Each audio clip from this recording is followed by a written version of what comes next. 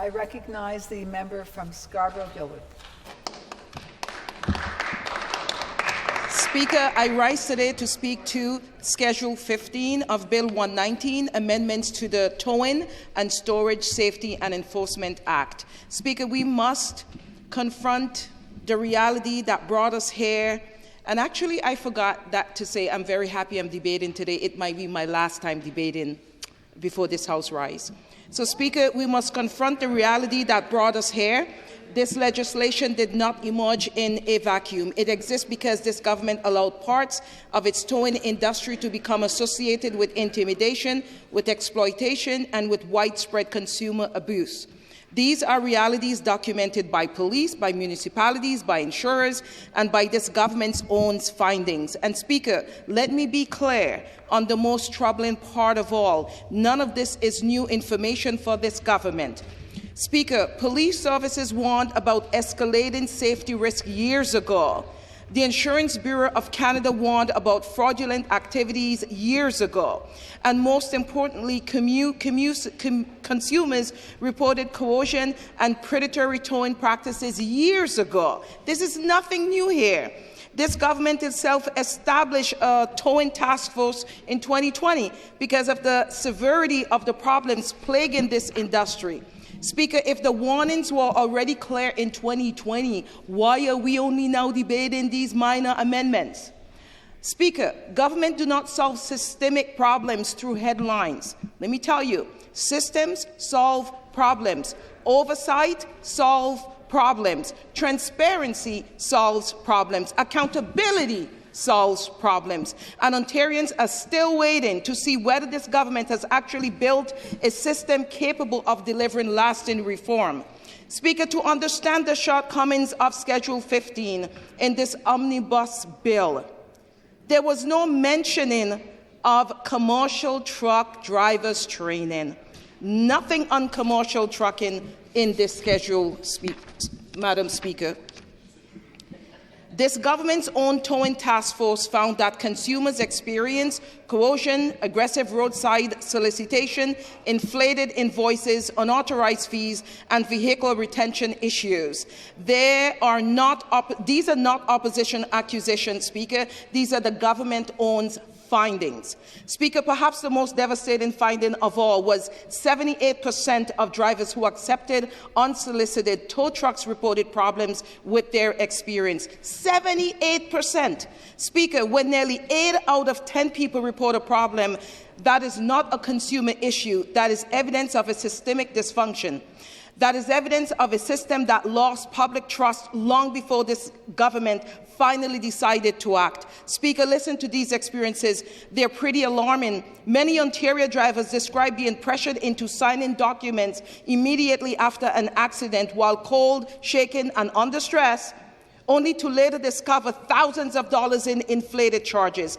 Many reported being unable to retrieve their vehicle because the company refused to release it to insurance representatives. Speaker, when families are involved in collisions, the first thing they should feel arriving at the scene is help, in cap letters, HELP. Not fear, not pressure, not intimidation. Speaker, this issue affects every single person who pays for car insurance in Ontario. Where does the money for these fraudulent, inflated invoices ultimately come from? It comes from insurance's payout when a $500 tow becomes a $4,000 bill with exorbitant storage fees. It's the insurance system that pays. Speaker, when insurance companies are forced to pay out billions in fraudulent claims, they don't just absorb that cost, they pass it on to all of us in the form of higher premiums. That's the whole entire issue. Speaker, let's review the changes to the appeal process. Schedule 15 amends the Towing and Storage Safety and Enforcement Act so that enforcement decisions may continue throughout appeal proceedings unless the divisional court specifically intervenes. In plain language, operators facing enforcement will no longer automatically pause those decisions by filing appeals. The government says bad actors should not be allowed to abuse procedural loopholes. We agree. But when government expands its power, that requires stronger accountability, Speaker. Speaker, this government seems to believe that justice is only about speed. It can't be just about speed and speeding up the process. But real justice is also about fairness, consistency, and meaningful access to appeals for everyone. Everyone. Not just those who can afford a lengthy court battle. Speaker, on the 200-meter rule, this government will tell you they're creating a zone of safety. But let's be practical. Who will be enforcing this policy? Will it be police officers while securing a collision scene supposed to get out the measuring tape? I don't know. I'm just putting that on the table. This rule does not permanently solve the issue. The real problem is the foot race to the victim. An operator can park 201 meters away and sprint to the driver's window. They are very aggressive, which is the bad actors, because we also know there are really, really good tow truck drivers. Speaker, these bad actors will continue their bad acting. The schedule creates a false sense of security while making minimal changes. In 2025, the Ontario Provincial Police announced that a towing enforcement strategy had resulted in nearly 1,800 charges. The government will likely stand here and point to those charges as a sign of success. But a list of charges, Speaker, is not a strategy. And an enforcement blitz is not a substitute for systemic oversight. It raises more questions than answers. Speaker, can the minister tell this House today, of those nearly 1,800 charges, how many resulted in a conviction? How many resulted in a license being permanently revoked? Because charges without consequences are just headlines. We've seen those bad actors that's supposed to be off the street continue to be on the street, and then what happened? We've got a victim situation. Can the minister provide the data on the average fine levied against operators found guilty of predatory practices? Can the minister tell us what proactive audits have been done on the thousands of other operators to ensure they are compliant? Or is this government's entire strategy based on waiting for the public to be harmed first? Then they can react. Speaker, this government wants the power to enforce the rules, but not the obligation to be transparently accountable for them. Speaker, they want the public to trust them with more power, but they refuse to provide the public with the basic data to justify that trust. Nowhere in Schedule 15 does the government establish mandatory public reporting requirements, annual transparency obligations, or measurable accountability standards. They want stronger authority without measurable accountability.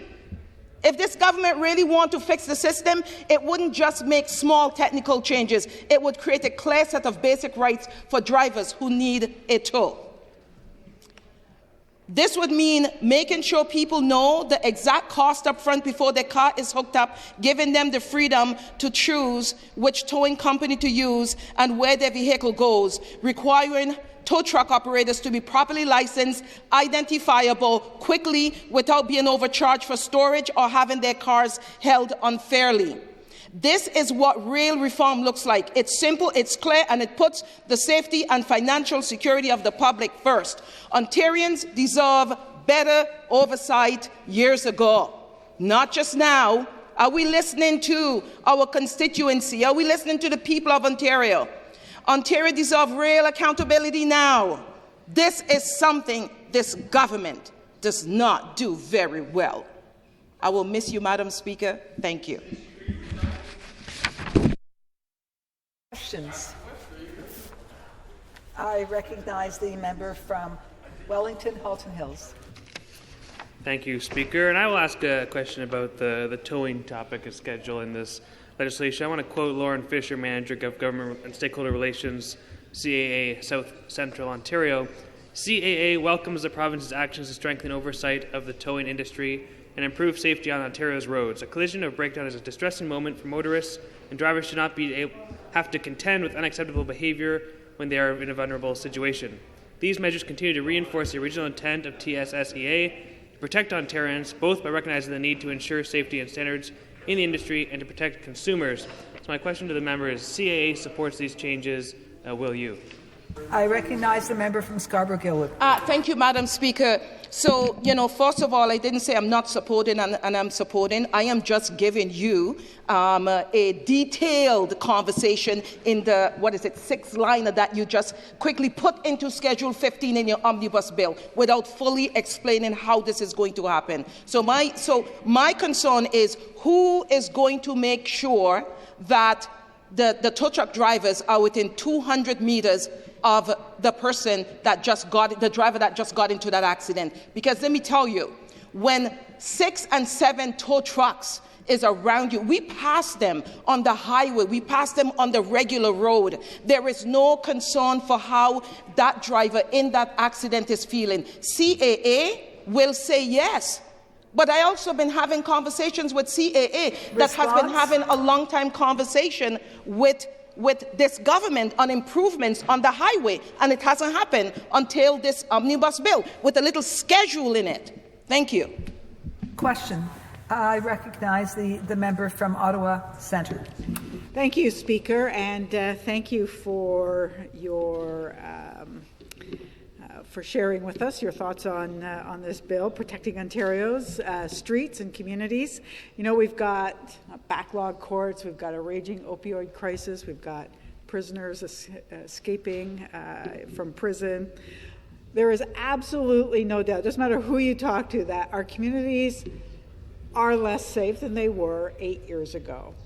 Do you see, and I know that there are pieces to this bill that are decent, no reason maybe not to support it, but do you see here that there's any coherent plan in this bill that will change the fact that people feel less safe in their communities today? The member for Scarborough-Gilwood. Thank you. Thank you for that question. One thing I can tell you is speaking to people in my constituency and speaking to people in Scarborough and just hearing from them, the crime rates has been increasing. It's not decreasing. And to tell you how troubling this is, we have a municipal election coming up, I think, in October. All of them is running on safety issues in Ontario because they are listening to the people in their wards. And I wish this government could be listening more to their constituents. Our constituents are not feeling safe at all. And if you look at the crime rates, whether it's in the tow truck industry, which I haven't even touched, on the criminality of the towing industry. I have not touched on that. I can debate that for an hour. We saw the shoot up in Scarborough with the tow truck. We've seen lives lost. We've seen trucks burnt down. Like, the safety is not going down. The safety is not going down. Thank you for the question. I recognize the member for Orleans. Thank you very much, Madam Speaker. Thank you for your passionate debate, as always. I would like you for the next minute to describe all of the safety issues that exist today in Scarborough so the legislature knows what's going on. Thank you. For Scarborough-Gilwood. So thank you very much. I really appreciate that. And just terrible stats. A couple weeks ago, maybe it's about a month, the shooting, the young people and shooting in Scarborough has increased. And, this happened in my riding, and this happened outside of my riding. Actually, 2 happened in my riding. And I have to look at the parents every day. I went to one of those, young men, 16 years old funeral. A senior house got shot up. Okay, there is 3 teenagers that was driving on the street in Scarborough just a couple of weeks ago, just shooting up for no reason. But let me tell you what's happening here, is that the resources for our young people has been pulled from under their rug. Okay, they are unemployed. The unemployment rate in Scarborough is almost 20%. Thank you.